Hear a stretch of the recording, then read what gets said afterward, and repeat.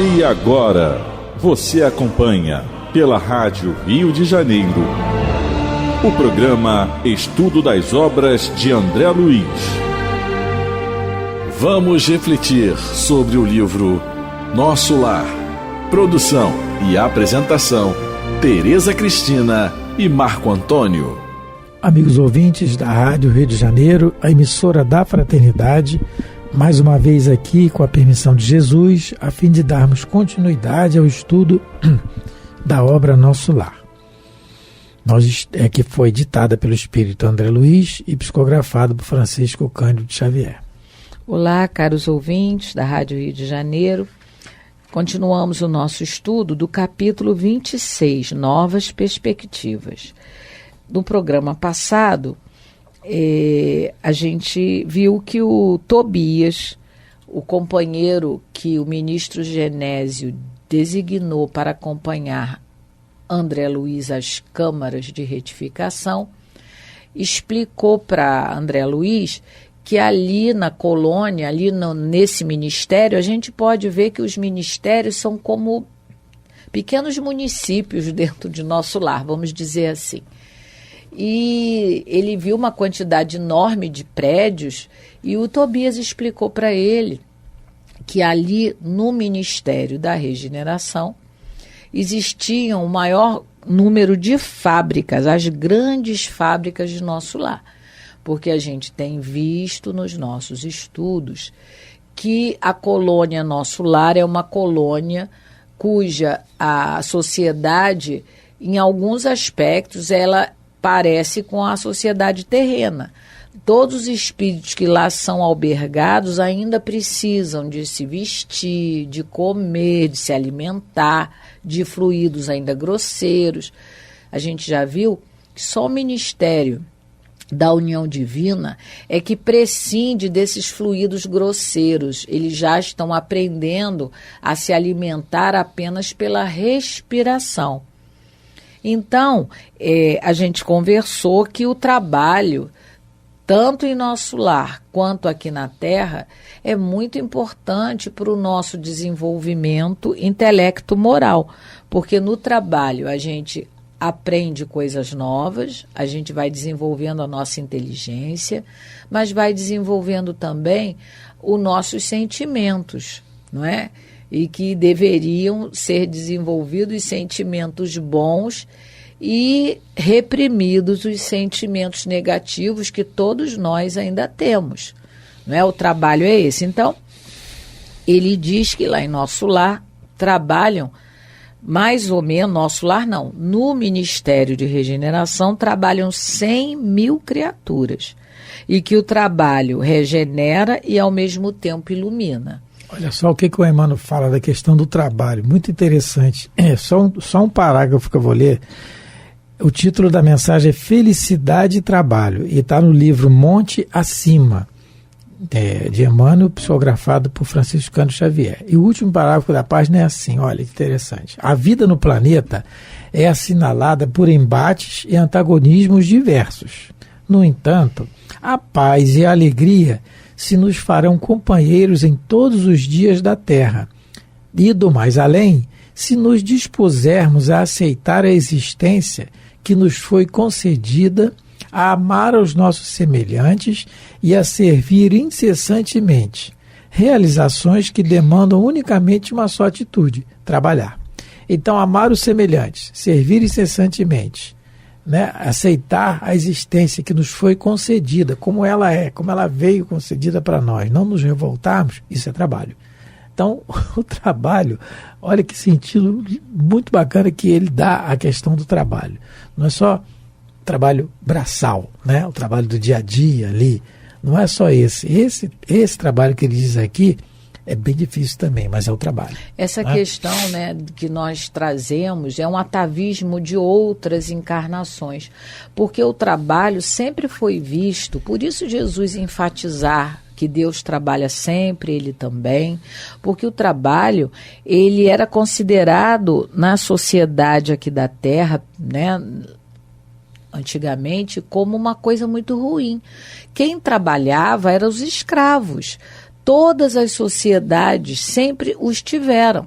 não é? A nossa aqui brasileira foi a escravidão da cor, mas eram eles que faziam o trabalho, todo tipo de trabalho, a sociedade romana, a sociedade grega, porque o trabalho sempre foi visto como uma inferioridade, como uma condição inferior do ser humano. Tem que alguém trabalhar, fazer o serviço pesado, e quem é superior não pode fazer nada.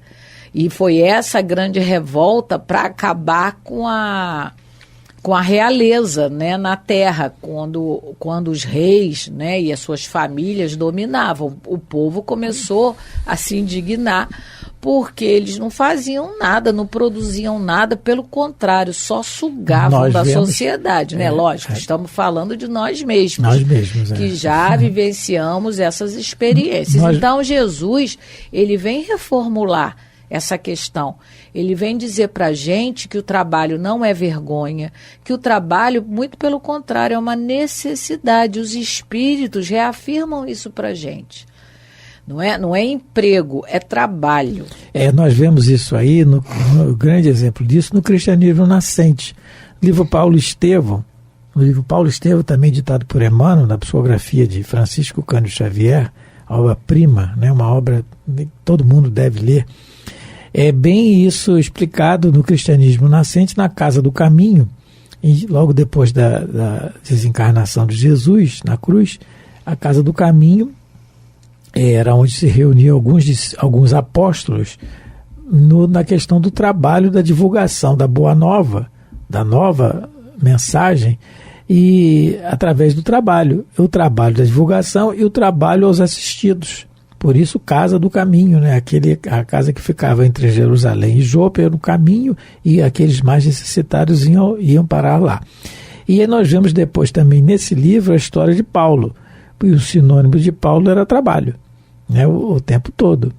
Ele não se fazia, como a Teresa falou, ele, como grande responsável pela divulgação do cristianismo no Ocidente, todo o Oriente no Ocidente, ele não vivia do altar. Ele vivia para o altar, como ele mesmo diz. Ele tinha o seu sustento, ele fazia o seu sustento, ele, através da doação que o pai mandou para ele, o expulsou de casa, mas mandou um dinheiro para ele. E com esse dinheiro ele compra um tear. E desse tear, fabricando sandálias, ele sobrevive.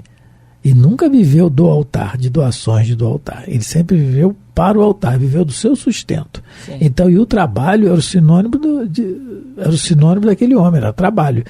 Um grande exemplo que nós temos. Então, a partir do momento que nós deturpamos a mensagem de Jesus no passado e começamos a colocar as hierarquias dentro do cristianismo, quem tinha mais ascensão hierárquica, começou a trabalhar menos, mandando os outros trabalhar e ser servido, como temos até hoje, em vários movimentos aí religiosos. E que nós cuidemos para não fazermos o mesmo do movimento espírita. Não o espiritismo, esse é inatacável, mas o problema é o movimento que somos nós, né? Então, então Jesus no lava-pés, né? Quando vai lavar os pés dos discípulos, ele simboliza ali a questão da humildade do trabalho. Do serviço. Tanto que Pedro não quer deixar. Não, meus pés não, mas eu tenho que lavar sim. Porque é o exemplo, né? É o exemplo do trabalho. Então vamos começar a ler a partir do parágrafo 42. Daí a momentos penetramos num edifício de aspecto nobre. Servidores numerosos iam e vinham. Depois de extensos corredores, deparou-se nos vastíssima escadaria, novamente, né, Teresa? Comunicando com os pavimentos inferiores. As palavras não são colocadas aqui por acaso. Essa vastíssima escadaria é uma escadaria que está descendo. Não é que está subindo, porque ele diz que está se comunicando com os pavimentos inferiores, não é? Então, a gente lembra que a dona Igorina Cunha, que ela escreveu um livro, Cidade no Além, ela conta o que viu em Nosso Lar. ela coloca que a colônia Nosso Lar, ela está na periferia do umbral. Então vamos lá, vamos relembrar aquele capítulo do umbral. O umbral não é um endereço. Eu não moro no umbral 25. O umbral caverna, é uma extensão. Caverna número 25. Não, é uma extensão grande, não é? De uma esfera que é alimentada pelas nossas criações mentais. Então, e o umbral, ele começa na crosta da Terra. Nós, eu, Marco Antônio e todos os que nos ouvem, já estamos no umbral, porque é aqui que ele começa, apesar que ele tem uma contrapartida para o interior da Terra, que seria, isso tudo não é geográfico, é vibratório. Então, para dentro da crosta da Terra é o local das trevas, dos abismos, não é? Então, mas vamos falar aqui da crosta para cima. Então, é uma extensão vastíssima. E Dona Igorina fala do umbral grosso, do umbral médio e depois o umbral que é, vamos dizer assim, já é o finalzinho dele. Então, o Nosso Lar, ele já está nesse limiar. Acreditamos nós que essa escadaria é que desce para o umbral, que desce ainda para a região mais pesada. Por isso que ele coloca vastíssima, porque ele vai descer, não é? A colônia não está assim no finalzinho, bem no limite do umbral com as esferas superiores, não é? Então, o Ministério da Regeneração, vamos visualizar aqui na nossa mente, ele está no finalzinho, mas essa escadaria é que liga a parte ainda do umbral, a essa esfera. Nesse setor do Ministério. Isso, nas câmaras de identificação. É a que mais está ligada ao umbral. Uhum. E o Ministério da União Divina, que tem umas torres vastíssimas também, é que já pega uma outra esfera superior, que não é o umbral. Então, não é à toa que ele bota vastíssima, porque ele desceu, com certeza, algumas esferas é onde aqueles espíritos mais perturbados, aí ele vai passar informação para a gente no próximo capítulo, quando a gente adentrar o próximo capítulo. E aí nós temos uma ideia da dimensão, começamos a ter uma ideia bem longe da dimensão do trabalho na colônia, porque anteriormente ele tinha dito, temos aqui grandes fábricas. Não, antes ele fala assim, numerosos, largos quarteirões, numerosos edifícios, e depois ele fala grandes fábricas. Agora ele vem falando que empregam mais de 100 mil pessoas. E agora ele vem falando das escadarias vastíssimas.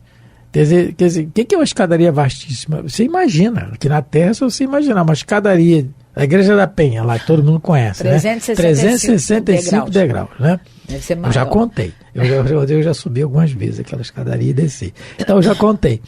Então, ele conhece a pedra também, para quem não sabe, porque ele subia pela escada, olha como deu trabalho para o guia. Subia pela escada e descia pela pedra, para quem conhece a Igreja da Penha. Vamos lá, então, continuando. Deixa isso para lá. Então, deixa pra lá. Então, passado. Imagina uma escadaria maior do que a escadaria da Igreja da Penha, vastíssima. Então, a dimensão. E aí, novamente, vem aquela história, mas como é que pode essa dimensão toda a gente não vê? Onde é que está esse umbral, essa colônia? Está entre nós, está tudo intercalado. Tudo. Interpenetrado. Desculpe, essa palavra, interpenetrado. Um mundo dentro do outro. Uhum. Por isso que nós não vemos, não sentimos. Não é assim. Assim como nós estamos, mas eu não estou vendo, mas eu não estou sentindo. Não é assim que funciona. A ciência hoje prova isso, que essa questão de não ver e não existir porque eu não estou vendo, isso é coisa de uma infantilidade que a gente já tem que ter ultrapassado isso. Na evangelização a gente fala para as crianças, né? Essa questão de não vejo, não acredito porque eu não estou vendo, não estou sentindo.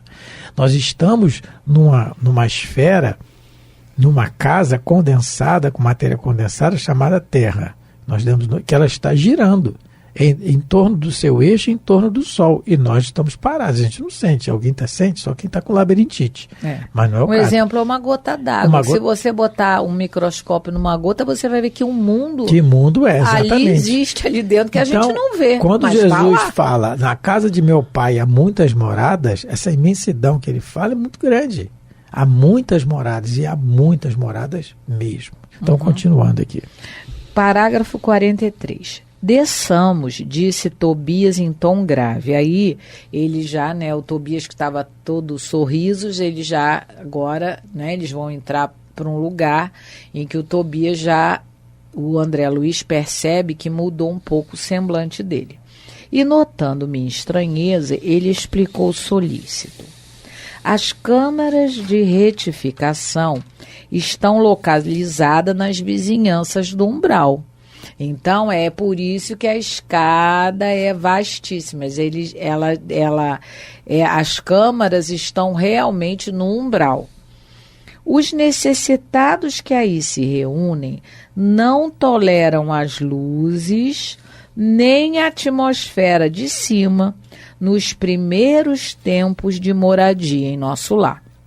Então, os espíritos que estão albergados, eles estão tão acostumados a conviver na matéria mental do umbral, que é um ambiente de revolta, de mágoa, de remorso.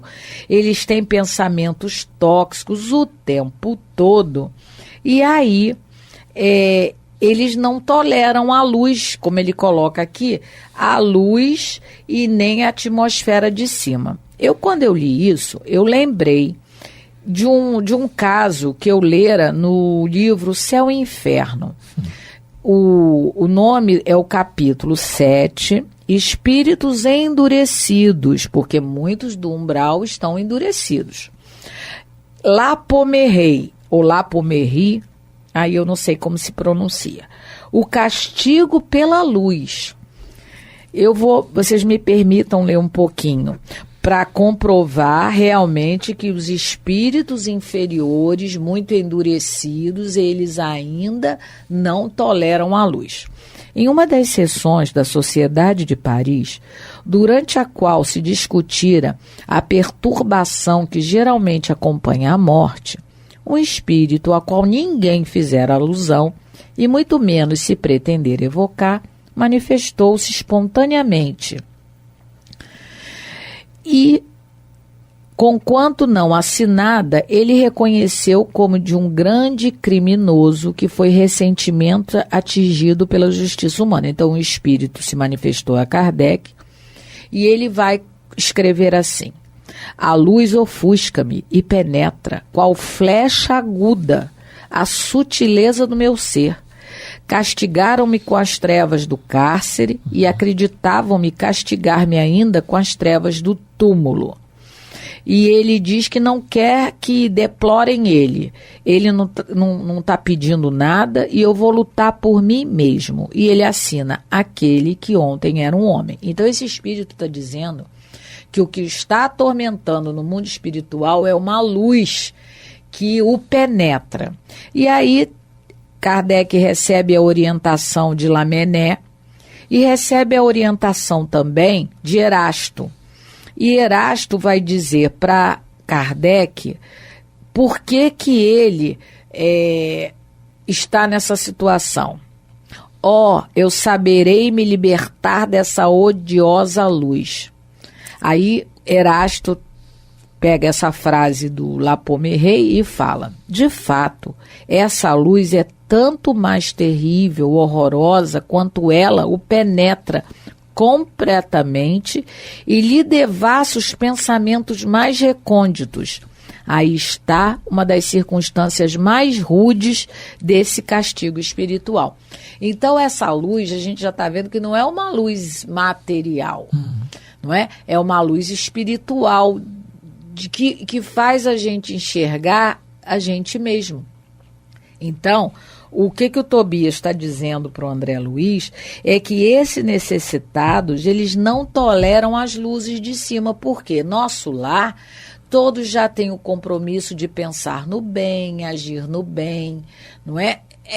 Já é a iluminação, não é? A luz que Jesus pediu que a gente brilhasse, eles já estão começando a desenvolver essa luz na parte de cima, vamos dizer assim, de nosso lar.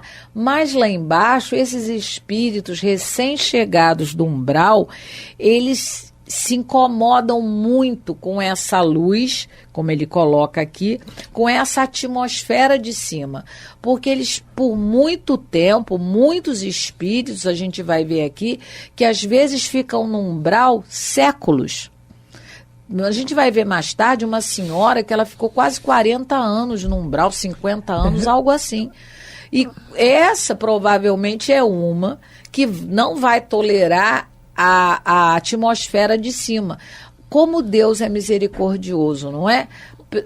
Prepara um lugar, ambienta um lugar para que a gente não sofra mais. Não sofra mais. Né? Não... Então, sempre querendo, e os bons espíritos, na questão do trabalho, que no programa anterior nós enfatizamos tanto, estão sempre trabalhando em torno de nós para que nós despertemos.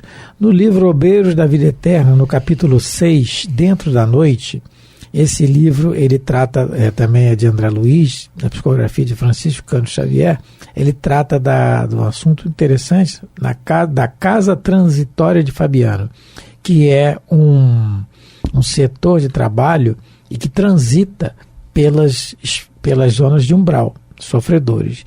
E um determinado sofredor lá desse ambiente, que é o Domênico, eles estão já tentando que ele já comece a se regenerar através da dor mesmo, da sua reconciliação com Deus. Mas o que nos interessa, eu frisei aqui. Ele diz assim: se conseguirmos que um raio de luz lhe penetre o íntimo, se possibilitarmos a eclosão de algumas lágrimas que lhe desabafem o coração, dilatando-lhe o entendimento, experimentará novas percepções visuais e provavelmente conseguirá enxergar aquela que lhe foi desvelada a genitora. Porque a mãezinha dele está ali do lado dele, mas ele não consegue ver pela escuridão em que ele se fez colocar. Então eles estão colocando aqui o raio de luz para penetrar o seu íntimo e possibilitar a ele algumas lágrimas que desabafem o coração. Então, nesse sentido, também a gente fala desse raio de luz. Por quê? A depressão. O que acontece com a depressão aqui? Muitas vezes a pessoa se fecha na escuridão, no quarto escuro, não quer ver a luz do dia, não quer ver um raio de sol, não quer ver a natureza, não quer ver nada. Ela quer se fechar, se deitar e não fazer nada. É a depressão. Ele não quer enfrentar a realidade. Na realidade, aquilo é uma fuga. Ele não quer enfrentar a realidade da vida, os problemas, né? E nesse capítulo, quando eles começam na sua incursão nas esferas mais densas, ele começa assim: olha, a diferença de atmosfera entre o dia e a noite era quase inalterável. Não conseguiram estabelecer comparações apreciáveis, porque durante todo o tempo de nossa permanência no Instituto, quer dizer, lá na Casa Transitória, estiveram acesas as luzes artificiais. A própria Casa Transitória não tem a sua luz de vida, tem as artificiais, porque eles estão no ambiente escuro. Porque, como a Teresa falou, as emanações mentais, que são produzidas por aqueles atormentados, que se fazem atormentados. São socorridos, mas retornam muitas vezes, como nós aqui na nossa rebeldia, né? Sim. Bom, é um assunto que a gente, assunto vasto, no próximo programa, vamos conversar mais um pouquinho. E o tempo aqui trabalha, o relógio aqui trabalha, o tempo está escasseando mais uma vez. E estou aproveitando para agradecer a oportunidade de todos vocês, a oportunidade nossa de estarmos aqui e a paciência de vocês em nos ouvir mais uma vez. Muito obrigado, fiquem com Deus. Muita paz, que Deus abençoe vossos lares e vossas vidas. E um grande abraço a todos. A Rádio Rio de Janeiro apresentou o programa Estudo das Obras de André Luiz. Produção e apresentação, Tereza Cristina e Marco Antônio.